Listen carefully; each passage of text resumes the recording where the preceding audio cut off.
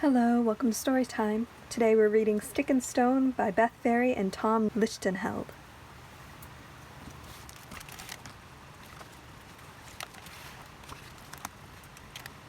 Stick, stone. Lonely, alone.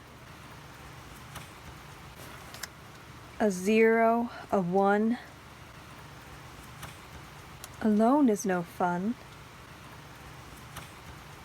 Stick, stone. Along comes pine cone. Makes fun of stone. Won't leave him alone.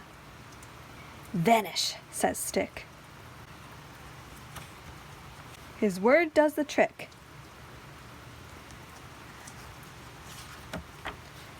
Stone whispers, "Gee, you stuck up for me." That's just what sticks do. Friends do it too. Stick, stone, no longer alone.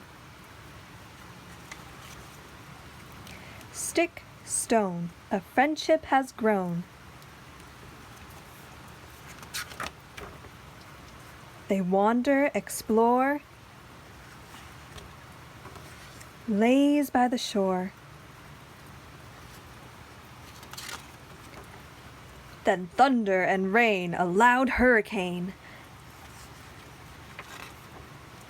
Stick is wind-blown.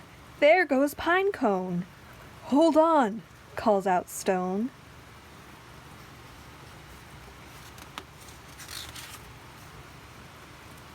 Again, he's alone. Search day, stick, stick, stick, and search night. No stick in sight. What's this? A huge puddle? Stick stuck in the muddle.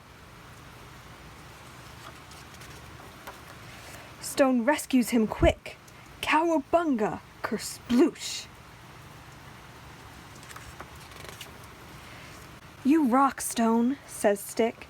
That's just what stones do. Best friendship rocks too. Stick, stone, together again. Stick, stone, a perfect 10.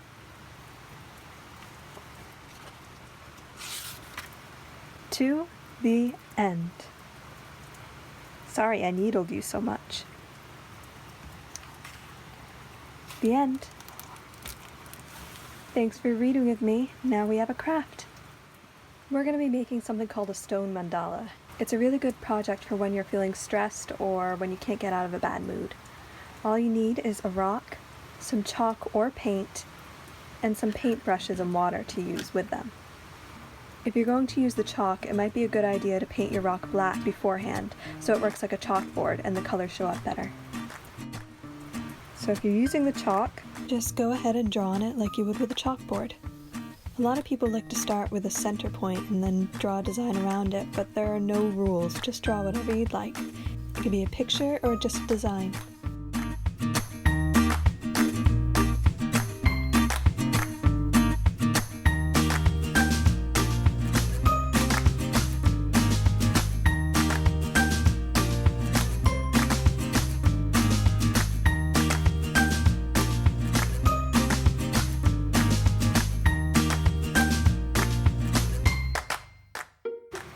Something else that you can do if you're using chalk is dip a paintbrush in water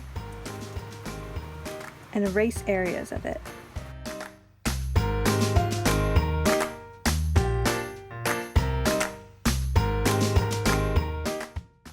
There you go.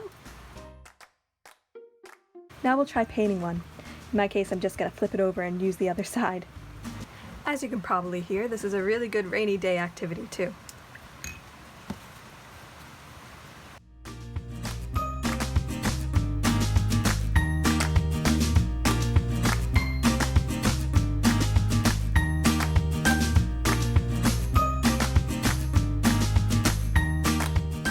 Some colors will show up better on your rock than others.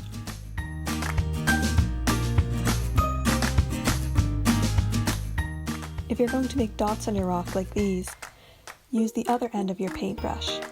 Dip it in the paint and then press it onto the rock like a stamp. A Q-tip will also work.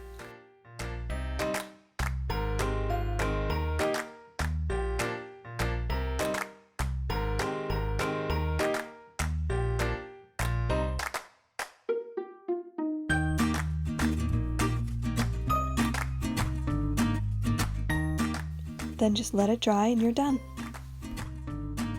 Alright, thank you for joining me for story time. I hope you had fun.